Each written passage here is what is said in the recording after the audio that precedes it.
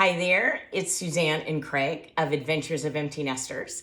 And in case you're not familiar with Adventures of Empty Nesters, I write a blog of the same name and have a website. And I write about family and life and fun and travel primarily. And unfortunately, none of us are traveling right now, but we are here to talk to you about something that we are passionate about, and that is handcrafted cocktails.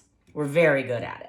Absolutely. Yes. So what are we going to do today and share with our friends? All right, so today we're going to play with a variation of the Greyhound.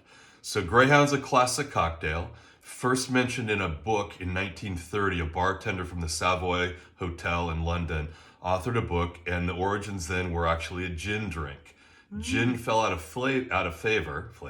It fell out of favor after the World War II. Vodka really came to be the popular mixer.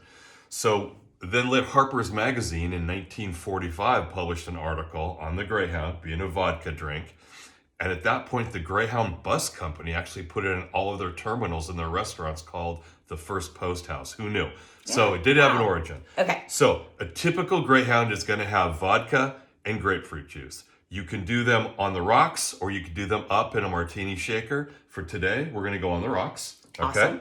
Awesome. So the ingredients are, you want to talk about your glasses? The only thing I want to tell you about these glasses is that they're acrylic and they're not glass, so they don't break. And what's nice about them is they're really lightweight, and you really don't have to worry in case there's spillage, and sometimes that happens. No. So we have 2 glasses of ice.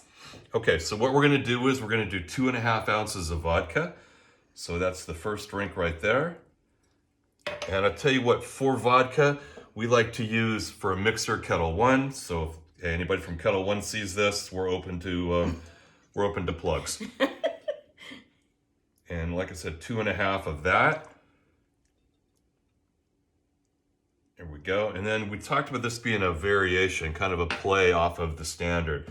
So what we did is Suzanne made simple syrup. I made simple syrup, and simple syrup's easy to make. It's just equal parts sugar and water. You put the water on in a small saucepan to boil, and then you add the sugar, and it kind of melts and becomes clear. And then for the rosemary part, we went to our garden, which is very cool. And I clipped some rosemary, and then you nestle the rosemary in the saucepan, and it sits there for about 30 minutes or so. And so it just kind of gets that slight rosemary flavor. So we're going to use that sugar syrup. Great.